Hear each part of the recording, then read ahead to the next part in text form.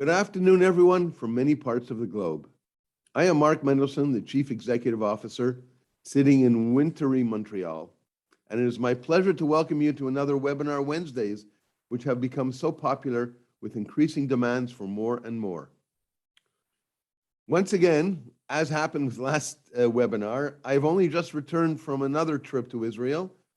At 4:30 in the morning on Monday, I landed in the midst of a snow and freezing rain storm coming from 26-degree Israel. What can I tell you? I arrived in Israel with no luggage. They were sent to Dubai, and I returned to Montreal with no luggage. They were left in Toronto. Oy. Before we launch into today's topic, I wanted to mention that our next Webinar Wednesdays event will be on Wednesday, January 26th, 2022, at 12 p.m. Eastern, 11 a.m. Central, and 9 a.m. Pacific. Join us for an exclusive live virtual tour through David and Paula Ben-Gurion's home in Sde Boker, guided by the David Ben-Gurion Heritage Institute. This unique experience will provide a behind-the-scenes special peek into the life of DBG, or the old man as they used to call him, and his wife Paula. It is an incredible opportunity that you really do not want to miss. The tour guide will be Esther Suissa, who heads the programs for general public and overseas visitors at the Ben-Gurion Heritage Institute in Midreshet Ben-Gurion, an expert in the field.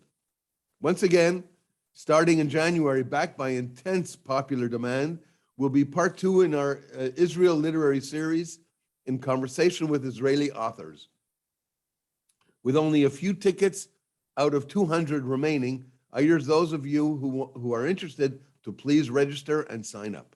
The presenting sponsor of this event is once again Indigo Books and Music, and the event sponsor is the Gerald Schwartz and Heather Reisman Foundation. And thanks to the Israeli Author Speaker Series sponsor, the Asper Foundation, with Donini Chocolate as the second sponsor. Each of those registered will once again receive a lovely gift of goodies, or as it's known in the modern parlance, swag. I am so proud that we have today 2 of the experts in the field to elucidate us on climate change and sustainability. The format of the webinar will be a bit different from the others. I will start by introducing the first speaker, Professor Ziv, and I will give him a 2-minute warning, and then I will introduce Professor Markov. And then Galit Solomon, our Director of Communications and Marketing, will once again take over as moderator in her outstanding professional manner. This year, BGU announced, the president of BGU, Professor Danny Shamovitz, announced the creation of the School of Sustainability and Climate Change, the first of its kind in Israel. Through groundbreaking research and innovative solutions, the new school aspires to lead us towards a world without natural disasters, a world where global climate change is no longer a threat to our existence. While some may recall that a pipe dream, BGU has always focused on following David Ben-Gurion's visionary approach, aiming to make the seemingly impossible possible. The miracles, you believe in them, you're a realist. Professor Yaron Ziv, newly appointed head of the School of Sustainability and Climate Change at Ben-Gurion University, is a world-acclaimed community and spatial ecologist who studies evolutionary and ecological drivers of biodiversity processes regarding the distribution of organisms. Quite the mouthful. Ziv's lab also is involved in conservation issues and practices, including rare species preservation and management, ecological restoration, and agroecology. Professor Ziv is a member of the Managing Committee of the Society for the Protection of Nature in Israel, and as well as the Israel National Commission for UNESCO. Professor Ziv, the screen is all yours.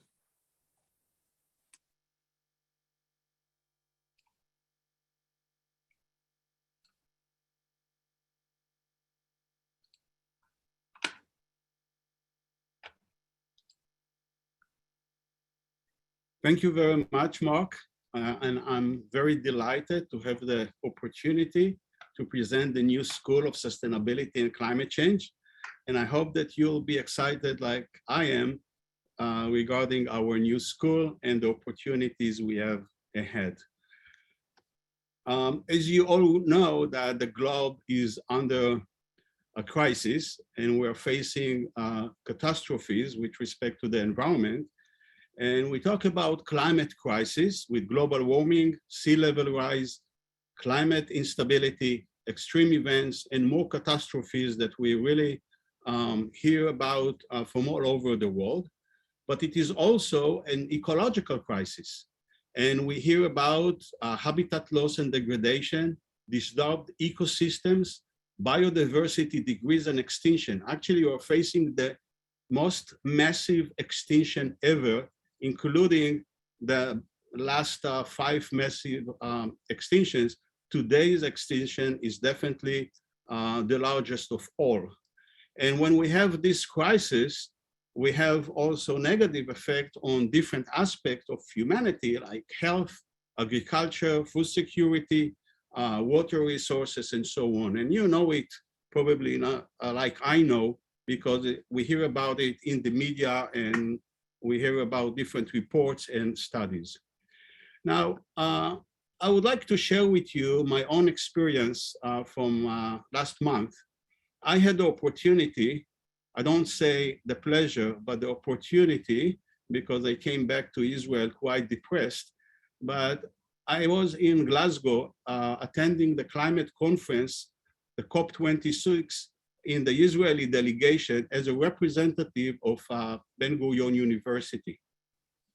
So very briefly, I would like to mention that the climate conference this year came 6 years after the Paris conference in 2015. And one of the purposes, if not the main one of this conference, is to look at the Paris rule book and make adjustment given all the commitments by the different countries 6 years ago.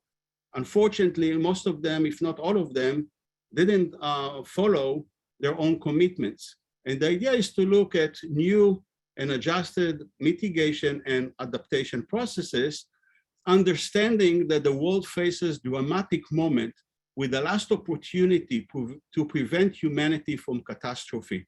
And I think that everybody knows that, including the leaders, politicians, and people from the industry, definitely much of the public. Now, very briefly, the conference had 4 targets, the main targets, and you probably saw it also in the news. The first one was to have a secure global net zero by mid-century and keep up to 1.5 degrees within reach till 2050, with a 45% reduction by 2030 and 0 emission by 2050. The second one was to adapt to protect biodiversity, ecosystems, and natural habitats, and to stop deforestation. The third one was to mobilize finance. The idea is that the rich countries, the developed countries, will transfer and help the poor and most vulnerable countries with $100 billion a year in order to work together towards combating the climate crisis. And the fourth one is to work together to deliver new economic models within governments and in business and so on, because we must make some changes the way money and economic models work. Unfortunately, when we look at these 4 targets and what we achieved at the end of the conference, this is what we have now.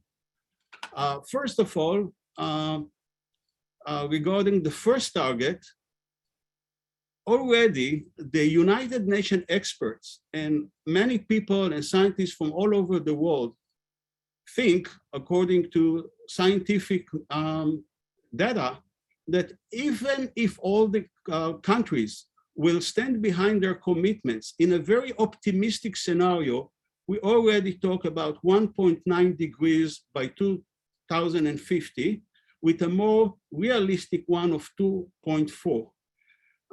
Given the fact that it is unlikely that the countries will be following their own obligations and commitments, we're talking about a very hot globe that can, with temperature, average temperature that can reach to 3 and 4 degrees Celsius. Again, this is by experts. It's not my own field. The second one, the second target has to do with my own field with respect to biodiversity. Unfortunately, we are far from where we need to be in terms of biodiversity conservation, open spaces, and deforestation. No real commitment. The United Nations and the rich countries failed to guarantee $100 billion per year to transfer to the poor countries in different models and ways to do that. And there are a lot of international politics and problems. I don't see how this is gonna be solved in the near future, unfortunately. And also we are far behind from where we need to be regarding different and new economic models to solve some of the issues of consumption and energy and so on. So this made me quite sad coming back to Israel, but at the same time, it was a reassurance that what we do at BGU and in the academia in order to promote sustainability is the right thing. So I'm very happy that at least that at BGU and in many other places of the world, people really work hard with respect to sustainability.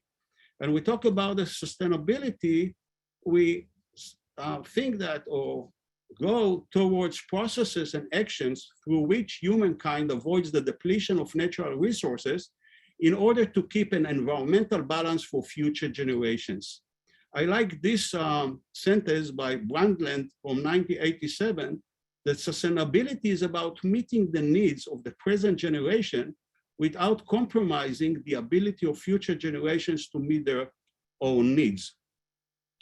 And when we say sustainability, we say so and not environmental sciences, because we're not talking only about clean water, soil, and air. We're talking about something which is more holistic, more comprehensive, that must take into account also social and economic aspects. So it's not about clean water only, it's about how humans behave, how they decide, their philosophy, psychology, and so on, health and food and other things. So this requires a broad perspective and inter and multidisciplinary approaches. Now, you know, like I do, that university and many academic institutions are organized quite vertically. In other words, you have the rector or the provost office, then underneath you have colleges or faculties.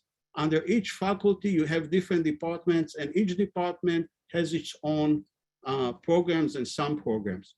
So if you think about it, the academia is built vertically, while when we talk about sustainability, we actually need something which is more interdisciplinary, more horizontal way of organization, which means that sustainability, if we want to deal with sustainability in the academia, this demands a different structure of academic organization. And this is what the School of Sustainability and Climate Change is all about. It is a cross-faculty under the rector office organization in order to bring together scientists from different academic units. And I will show you how it is structured in a few slides. But first of all, the vision of the school, or the aim, is to be a leading hub of multidisciplinary research and education producing viable solutions, adaptation strategies, and policies for present and future environmental challenges. And we really mean it. And we definitely work towards this one very hard these days. When we think about the different goals, the missions, definitely the first one, as I said before, is to advance knowledge by bringing expertise across disciplines to work together on very challenging issues of sustainability, environmental sciences, decision-making, and issues like that. We also want to function as a central resource for faculty, postdocs, students, and alumni that are interested in these issues and want to move on within the academia or outside the academic institution, BGU.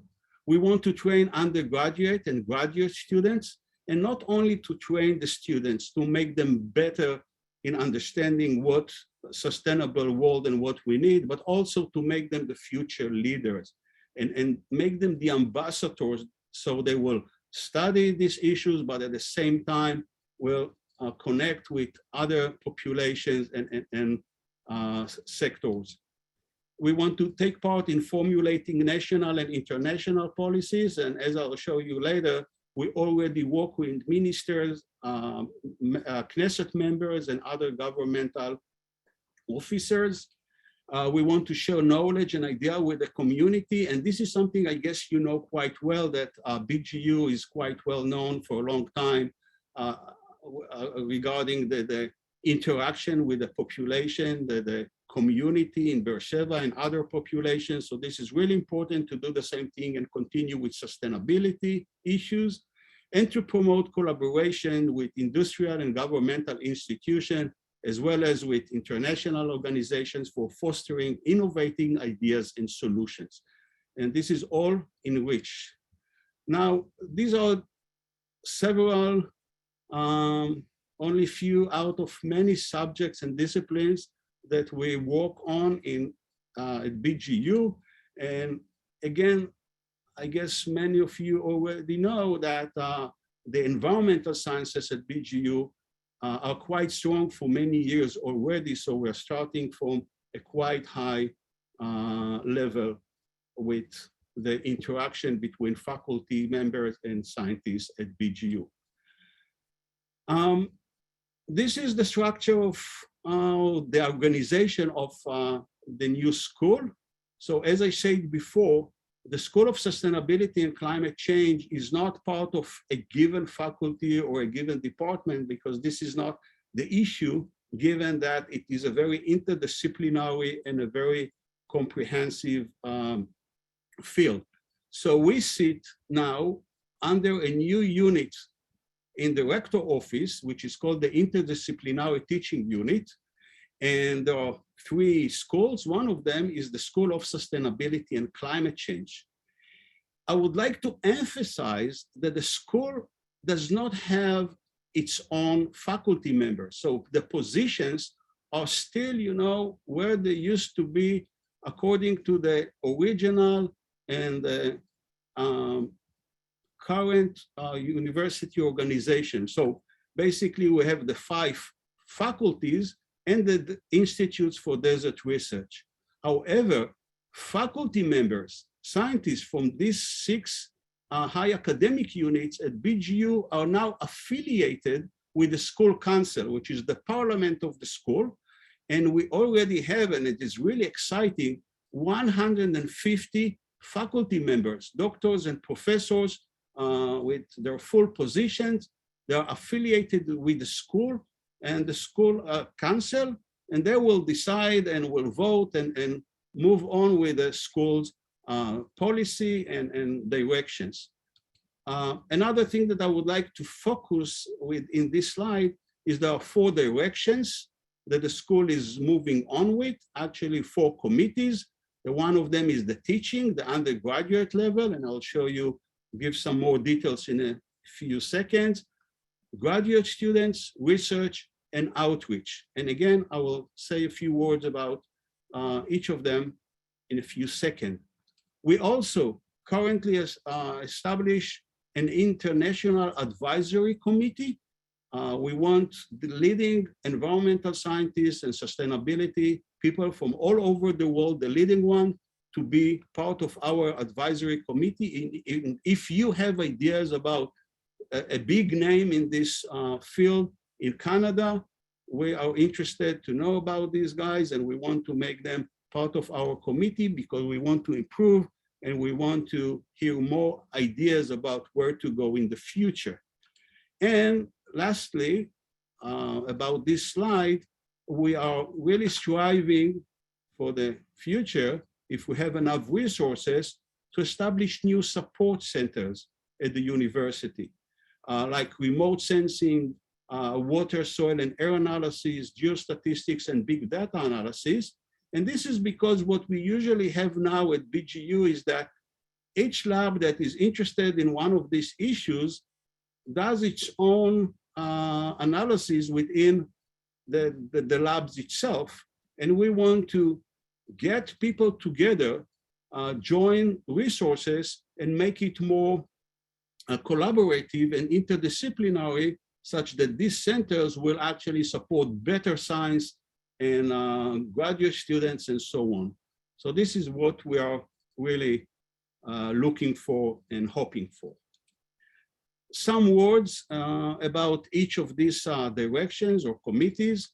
The first, the most important one is research. You know, first of all, we're an academic unit. We're a university, and our goal is to advance research and know better about different processes of the environment and sustainability. So we want to provide research opportunities. We want to assist with grant submissions, definitely the big ones that require more resources and interdisciplinary perspective. And we work now, just these days, on promoting research platforms like new workshops, new working groups, international conferences. We want to bring in leading scientists of the environment and sustainability from all over the world. We have resources for that, and we're going to come up with new announcement just in a couple of months. So things are really working, and we do everything we can to advance these goals and directions. Motivate academic collaboration with worldwide institutions. We just started a few collaboration with Morocco. We are starting one with Arizona State University. And I really hope, and I am really asking your help to promote also collaboration with universities in Canada, you know, British Columbia, McGill University.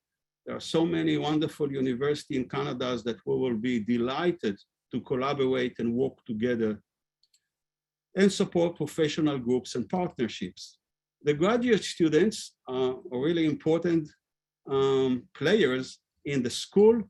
We already have many environmental-oriented degrees and unique programs at BGU, and we want to help, we want to assist, we want to advance some of these programs. We plan establishing and building 3 new master's programs. Yaron, 2 minutes.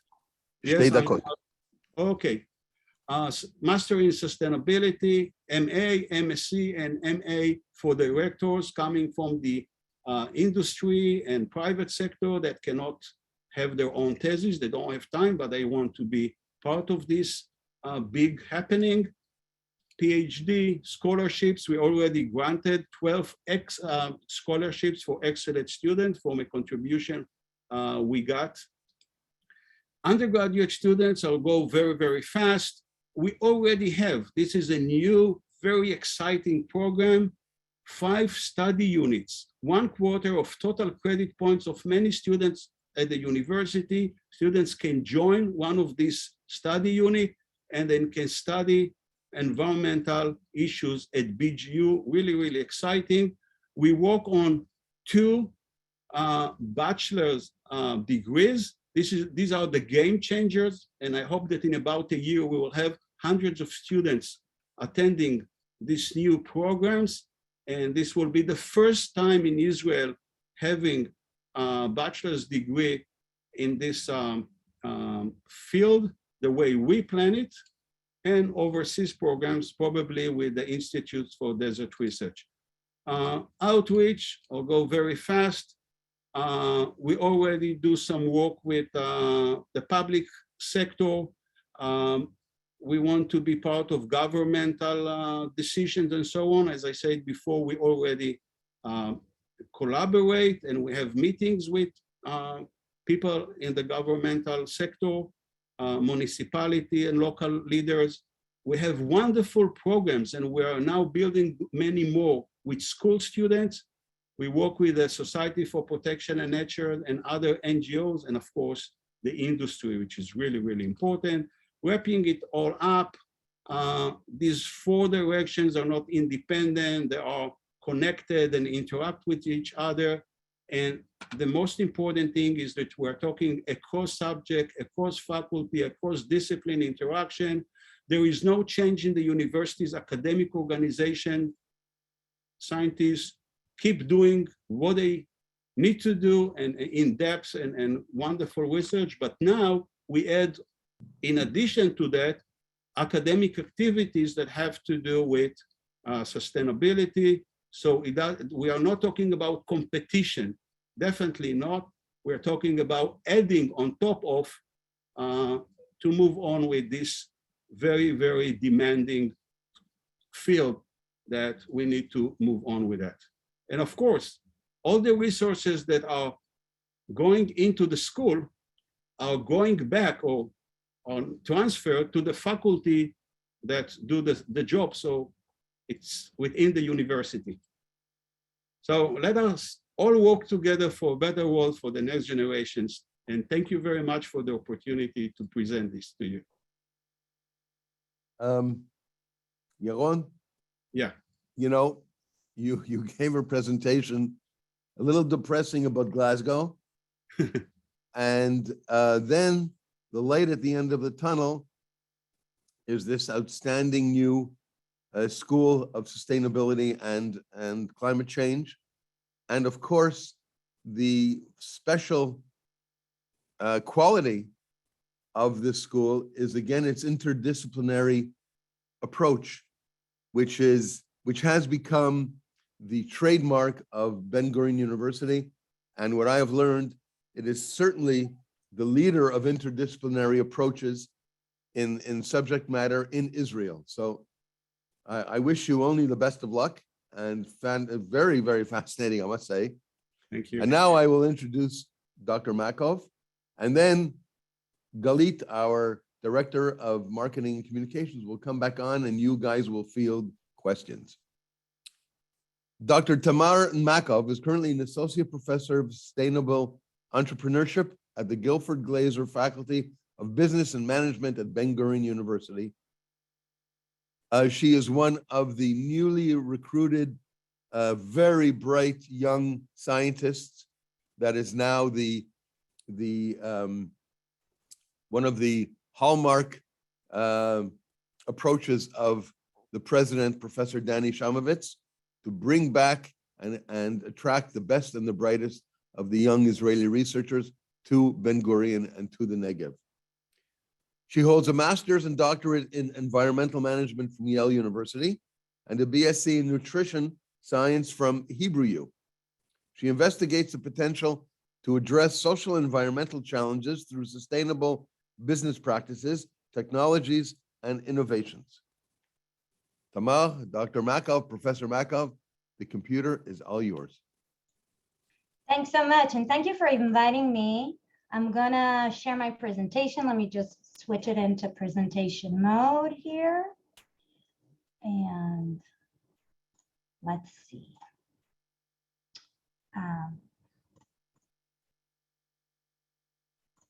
Just a sec. All right, can you see everything all right, or are you seeing my notes to self, as one would say? It looks perfect. Thank you. It looks perfect. Great. So I just want to take, a few seconds even to just introduce my group and my lab, because as you know, I'm a relatively new faculty member and I have been blessed to have a group of amazing graduate students join me. So these are Inbar, Rotem, another Tamar, and Naama. And what we do in the lab is basically we use a multidisciplinary approach to study things that relate to sustainable consumption. And specifically what we do is we combine big data analysis or methods from big data with behavioral experiments and tools such as life cycle assessment to examine the environmental implications of consumer behavior and answer questions related to issues such as the digital economy. So that would be e-commerce, sharing, peer-to-peer secondhand markets. We study planned obsolescence and repair, or consumer interest in repair, sustainable food system, and sustainable innovation and entrepreneurship. So just to give you a brief overview of ongoing work that we currently have in the lab, we have an amazing ongoing project where we look into the sharing economy and food waste, which we like to call the Tinder for food, or who wants my half-eaten sandwich. Another ongoing project we're really excited about is a project looking into the hidden environmental costs of online returns. So the holiday seasons are upon us and they bring tons of returns with them. What are the environmental implications there? And then another line of work is actually looking into consumer interest in repair, reuse, and how they relate to planned obsolescence, but more specifically, psychological obsolescence. So given that we don't have a lot of time today, I'm going to talk about the first two projects, but I'm actually going to start with the hidden costs of product returns. So this question came to me a couple of years ago while I was still in the US, and it was what actually happens to the shoes that I bought and then they didn't really fit me, or they didn't really, they didn't really work with my outfit, so I returned them. And there's a lot of press going around about how returns don't necessarily end up back on the shelf. And with rising amounts of e-commerce, the issue of returns is exacerbated and becomes a real environmental problem. So just to give you a bit of statistics, in December 2019, over 1 million products were returned to sellers in the US each day. All right, so this was 1 million products each day, and this is 2019. Return rates have gone up since then. This amounted to about 5 billion pounds of waste per year, or 5,600 fully loaded Boeing 747s. Now, as we know, there's been a spike in online shopping since COVID, and this has also sparked a dramatic increase in product returns because return rates for online are much higher than they are in store. But then you can say, okay, what's the problem, right? So the problem is that the impacts of returns go way beyond just the packaging or the transport, so sending the package back to the sellers. And they're mostly overlooked in existing environmental assessments and therefore also policies, both company policies, but also governmental or area policies. And e-commerce is growing fast, especially in light of COVID-19, and its environmental impacts might be grossly underestimated. So just to give you a spotlight, current work typically compares brick and mortar or conventional in-store shopping to online shopping and focuses on the last mile. The last mile is when you as consumers take your car to the store and buy something, or the mailman or the UPS truck, whatever, drives through your house and gives you the package. So most of the research focuses on last mile because everything else is not as significant as this. And then the really forward-looking research thinks, oh, okay, let's also include returns to sender, right? So these would be the differences between online and in-store shopping. How do we return this to the sender? Now, our focus is actually what happens to these products. So what we're looking at is the whole reverse logistics supply chain. So everything after the product is in the hand of the secondary consumer, of the first consumer. Does it go back to stock? Does it go to wholesale? Does it go to liquidation? Or does it go to end of life pathways, landfill, donation, and recycling? So I'm just going to show you our preliminary results that are based on data provided by an industry partner. We're working on the study with two very large industry partners in the US and Europe. So what I'm showing you here is a material flow chart where the width of the lines is proportion to the number of products or the share of products that go towards each pathway. So let's focus here for a second on consumer electronics. So out of all consumer electronics sold online, roughly 25% are returned. And out of those, about 10% go directly to end-of-life pathways. This means that they are directly sent to landfill or they are directly destroyed. Now, if you multiply, you understand that this means that about 2.5% of all consumer electronics sold online never make it to the hands of a consumer at all. Now, assuming all of these were iPhones, right? Although some are probably computers and more carbon-intensive products, this would amount to roughly 31,000 tons of CO2 equivalent, or equivalent to burning 34 million pounds of coal. So in this work, our contribution is that we provide the first robust assessment of the full life cycle impacts of product returns. And we want to make inclusion of returns a standard practice in environmental assessments of online shopping. But most importantly, we want to inform consumers, policymakers, and advocacy groups and help them steer the future development of e-commerce towards sustainability. So if you're interested in what are the environmental impacts of returning gifts or shopping that you do online this holiday season, think again about product returns and what actually happens to your product. So the second research in progress or ongoing work that I want to share with you is a really amazing project that we have looking at what happens to food waste and can the sharing economy provide a sustainable solution to food waste. So when I'm talking about the sharing economy, I'm talking about things like Uber, Airbnb, TaskRabbit, right? All these platforms that are digitally mediated. So this is not sharing between you and your roommate in college, but actually digitally mediated sharing. So what's the problem? Brief intro into food waste. Globally, about 1/3 of all food produced for human consumption is wasted. Now, food that is produced and never eaten accounts for 30% of agricultural land use, 20% of fresh water, and 8% of anthropogenic greenhouse gas emissions. Now, all this waste occurs at the same time with very high rates of food insecurity. So let's just take a snapshot of Canada. So in Canada, the average Canadian wastes about 79 kilograms each year of household food waste each year.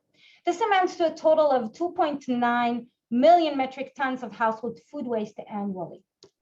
And at the same time, 1.8 million Canadian households, or 1 in 8, are food insecure or report food insecurity. This has brought many people to think that since, lots of surplus, edible yet unwanted food coexists in the same geographies with food insecurity, maybe redistributing edible yet unwanted food to secondary consumers could yield environmental and social benefits. And since it's the 21st century, ta-da, there's an app for that. And that would be Olio, the Tinder for food.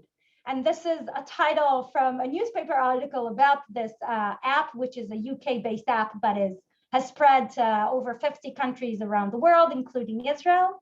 And it's the Tinder for food, and it shares leftovers for a healthier planet. So how does this work? Let's assume you had a big feast over the weekend or a big barbecue with friends and you defrosted 20 steaks. However, your friends weren't that hungry that day and you have about 10 defrosted steaks that you have nothing to do with left over. What do? Instead of throwing them in the trash can, you snap a photo, you write a short description, add some collection notes, and you post it online to this app. Other users within your vicinity would get a notification that, hey, Tamar is sharing these amazing steaks, come and get them. And they would be able to reach out to me through the app to arrange a pickup. So our key research questions here were, can sharing actually reduce food waste? Or in other words, do people really want secondhand food? So I work a lot on secondary consumption in general, and I study secondhand phone markets. And I know that a lot of people say that they would never get a secondhand phone. So what about a secondhand sandwich? Wasn't too sure about that one. So we looked at what gets listed, what gets shared, and how much gets shared. But maybe more interestingly, we were curious about the environmental impacts. So do the greenhouse gas benefits from avoided food waste actually outweigh the cost of added transports? I mean, think about it. Maybe if I get into my guzzling SUV and drive halfway across Ontario just to pick up a loaf of bread, I'm not sure this is a net environmental benefit. And third, we were super interested about the social impacts. So is this actually collaborative consumption where people really share, meaning that sometimes they give, sometimes they take, but it's more like a communal thing? Or is it actually more of a redistribution network? And if so, is the food flow equitable? So does food flow from the better off to the worse off areas or people, users? So this app has millions of users worldwide. And what we studied here were exchanges of about 250 to 300,000 listings of food. Now, given that we don't have a lot of time, I'm going to jump straight into the answer to my first two questions. So do people really want secondhand food? And do the environmental benefits outweigh the environmental costs? And the answers to both questions would be a definite yes. People really do want secondhand foods. They do want sandwiches. They do want prepared foods. They do want your leftover produce. And what we saw was that over 60% of all listings posted are successfully shared. And we have especially high collection rates actually in fresh produce and home cooked meals. In terms of the environmental benefits, we found that across all transport scenarios that we examined, the added cost of transport were lower than the environmental benefits of avoiding food waste. And to the question of social dimensions, or is this really sharing or is it more redistribution? So what I'm showing you here in this very blurry chart, which I hope you can see clearly, is basically the social networks of these apps, right? So each cluster represents a different city. The big one would be London, or Greater London in this case. And each dot represents a user. Now, the size of the dot, the size of the node reflects how active the specific user was on the network. So large nodes means lots of exchanges, small nodes mean few exchanges. And in terms of colors, we have net providers in green and net collectors in purple.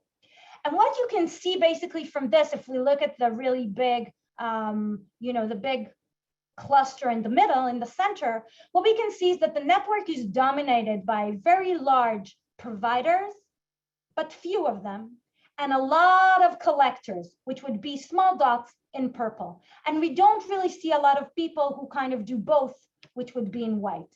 And indeed, when we look at the statistics, we see that out of 22,000 unique users in these areas, 62 only collect, 26 only supply, and just 12 do both.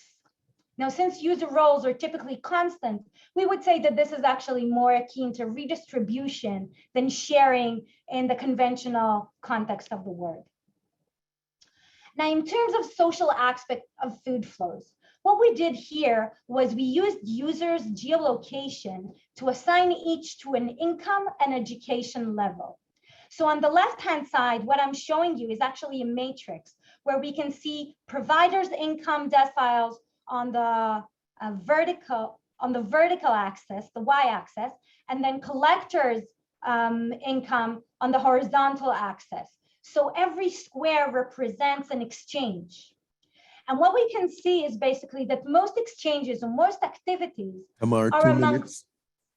fantastic, are among users with relatively low income percentiles, but relatively high education, right? So that you would see that from the red cluster over here on the top left of the left-hand chart and the right lower corner of the right-hand chart. And our takeaway from this was that people kind of stay within their own social groups and kind of exchange with each other, but that generally the population of users who make use of this sharing app is highly educated. Now, food insecure populations typically are not highly educated, which suggests that you might need some sort of basic cultural capital to actually successfully participate in these types of sharing networks. And these results are very well aligned with other work on the sharing economy, which shows that you have to have some cultural capital to be accepted into these networks and actually participate and benefit from them. So this concludes the results of this study. And I just want to thank you very much for the time and for interest. And if you're interested in reading the full papers and checking out some more of our work, you're welcome to visit our website at BGU or our website at tamarmarkov.com. Are fascinating. We could have, and excellent English. Now my mother would be proud. You need to tell her that. I have to say that the two of you, Yaron and Tamar, although after 11 years working with Ben-Gurion, I'm not surprised.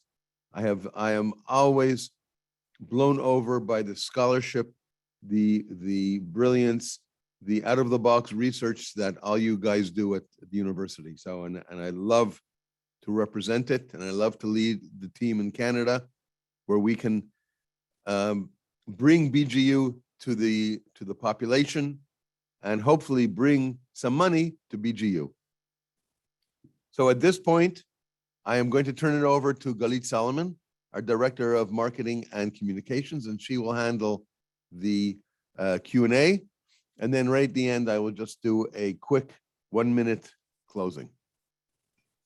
Very Thanks good. again, guys. Thank you, Mark.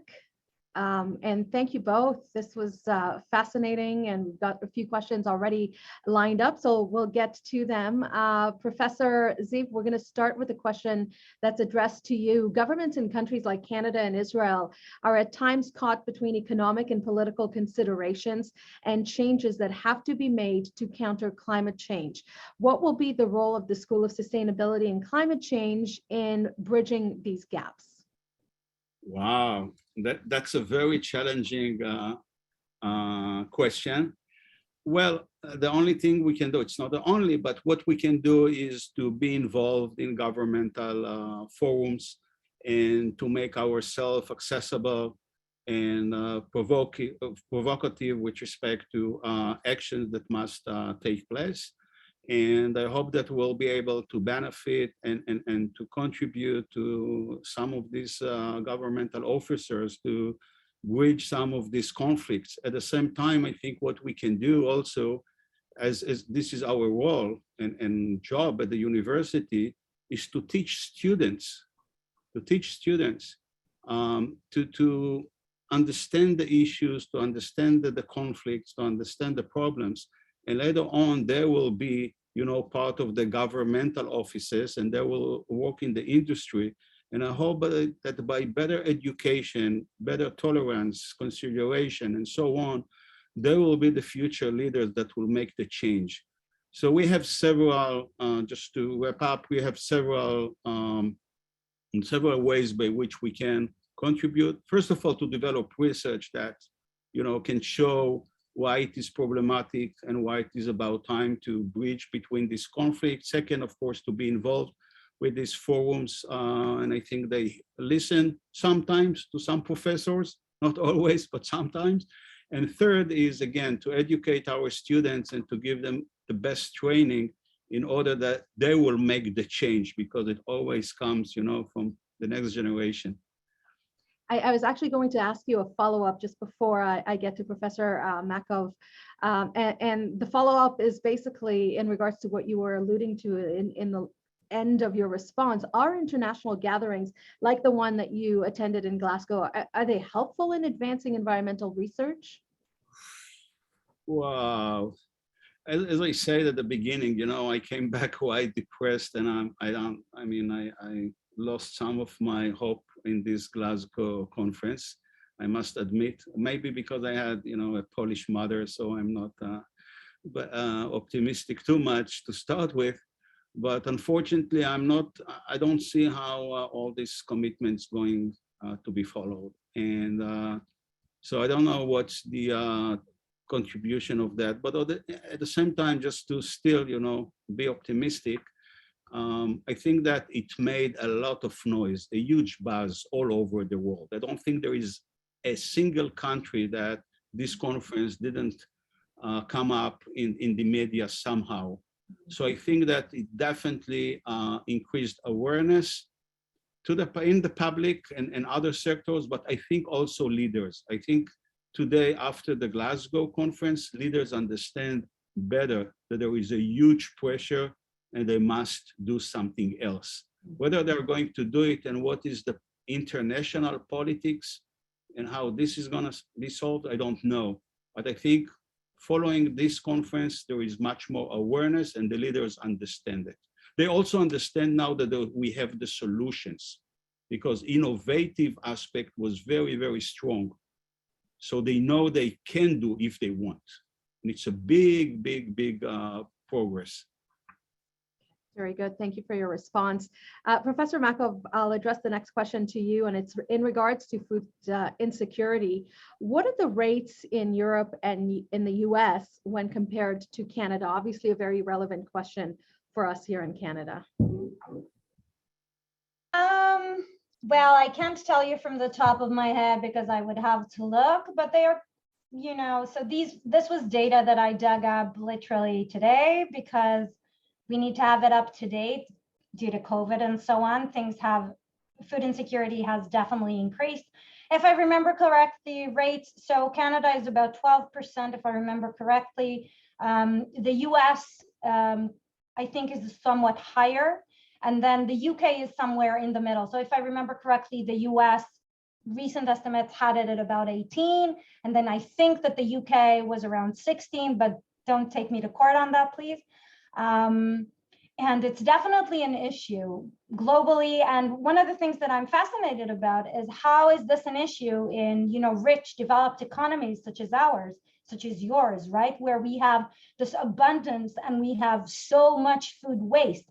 And at the same time, so much food insecurity. And what actually is interesting that I think if we look at the food insecurity, at the food waste data, at least based on my reading about Canada today and yesterday, you guys actually have higher per capita food waste estimates compared to the US, which you can take as a good sign or a bad sign, depending on your perspective, but. Yeah. Okay, and I'll address another question to you as well. Is refurbishing of old electronics or redistribution to third world countries actually working from your experience? Working in what respect? So yes, it's a booming market, booming. And yes, this actually extends the lifespan of products substantially. So smartphone lifespans have been increasing throughout the world, also in our wasteful societies, and definitely refurbishment is a good idea and environmentally sound in most cases. Okay, Professor Ziv, a question for you. What would attract a Canadian student to choose to study in the new school at BGU? Oh, this is easy. First of all, it's warmer here. Sold, I'm there. So definitely this period of time, it's about time to come to Israel. I think that we really moving on with the school, and we're really state-of-the-art programs. This is what we're heading, and this is and this is what we are planning to have. We're going to have the first degree, bachelor's degree in environmental studies and related subject at Sde Boker. So there will be a program in English in about a year or 2 years. Our bachelor's degree will be in Hebrew. However, the graduate degree will be given also in English. So the students will be able to get a degree here in English, and they will enjoy the interdisciplinary interaction between the different faculty members. So basically, what they will gain from that, and I hope this is attractive, is cutting edge study with students that graduate with the best training they get, and from here, they can go everywhere. So I think that as a university, that the big attraction is a best or a very good program with opportunities in the future. I have a couple of great questions here from Rosa Richter, and each one addressed to each one of you. So I will start with Professor Markov.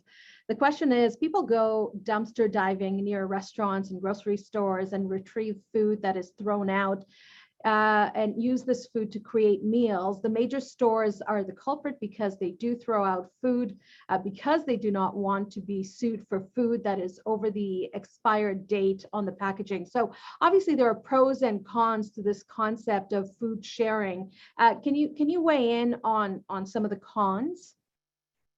And some of the cons of food sharing, yeah. I have to say that I've been studying this specific platform. So I would say that dumpster diving is one thing, and I have to admit, as much as I would want it, dumpster diving is a marginal phenomenon, right? It doesn't scale up. Okay, I would not go dumpster diving, shoot me, but I wouldn't, right? So there are some things that can scale up, and these types of sharing apps can scale up. Now, Olio, this particular app also does furniture sharing and so on. So it's different types of things that we can share and that we can utilize. But the basic gist of it, whether it's food, whether it's electronics, whether it's furniture, is getting more out of stuff that we've already made, right?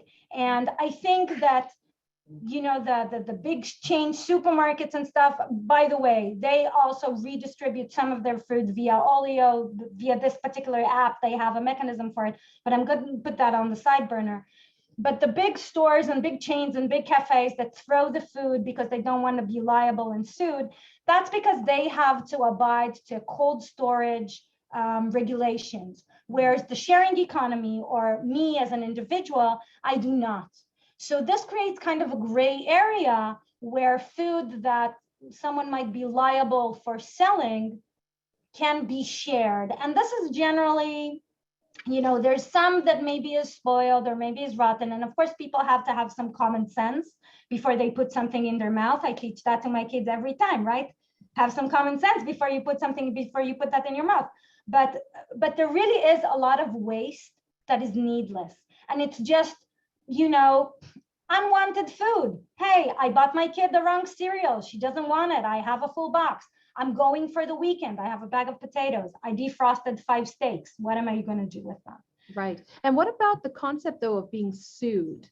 So this is a very interesting question that I get every time that I present this in front of American, Canadian audiences. This does not come up in Israeli presentations, which is interesting in itself. But this is kind of covered under the Good Samaritan law to the best of our understanding, because this is a gray area. So as an individual, I'm allowed to give you whatever I want and you're allowed to take it or not. So all exchanges on this platform are free of charge. So that kind of helps it be grayish.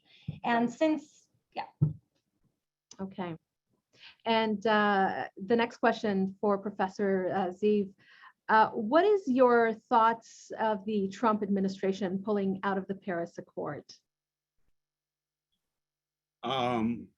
It was disappointing 6 years ago. I mean, the entire Trump administration didn't, believe in climate change. And I know personally from my colleagues, my friends, that people that went to school with me at the University of Arizona, this is where I got my PhD, they worked for the EPA, and they were told that climate change doesn't exist, or it's not anthropogenic. So that was really, really bad. And unfortunately, it took, the states and the world 4 years or held it back. But now with Biden administration, it's definitely a new era, a new world, and hopefully they will catch up. You know, that they have a lot of progress and a lot of actions to do, but it's not, you know, the United States, it's not Canada, and it's not UK and other Western countries. The big problem is with some other countries, and as I said before, the international politics. And unfortunately, you know, with the concluding statement of the Glasgow climate conference, it was India who took us a little bit back by, you know, forcing us to, or the world to write in this statement, phase down and not phase out with respect to coal consumption. So this is the big challenge. 2027, 2027, India is going to be the largest country in the world, you know, going over China with respect to population size. And they don't have the economy and they don't have the industry to support clean energy and so on. So it's not the United States actually, you know, the issue is much more complicated than that. Okay. Well, we're going to have to leave it at that. It's 1 o'clock and our time is up. So I'll send it back to Mark. Thank you both. Tamar, I'm just wondering what's going to happen to those steaks. If they're good ribeye, then please send them here. Fascinating and troubling and disturbing and a bit hopeful. Most of the hope to me stems from the new school at BGU and the two of you and your research. Just fascinating, really. Hamon todot, rav todot, many thanks for another outstanding webinar organized by our CABGU team, which in my estimation, after 30 years of working in community, is the best team of professionals in any organization, any Jewish organization in Canada. And the webinars have attained us a very positive and huge following of quite a few thousand new supporters, I must say. Once again, stay tuned for our literary service series in January, as well as a virtual tour of the hut, as the David Ben-Gurion and Paula Ben-Gurion house is called on Sde Boker. It should be a fascinating program. As we head into the mid of winter and a new Gregorian New Year, I wish you all a happy New Year, a safe New Year. COVID should be a thing of the past, hopefully soon. And I'm going for my booster shot, my third shot on Friday. Yay. Thank you so much, everyone. And to all our listeners, Rav Todot, merci bien, et toda rabba. Thank you. Thank you very much.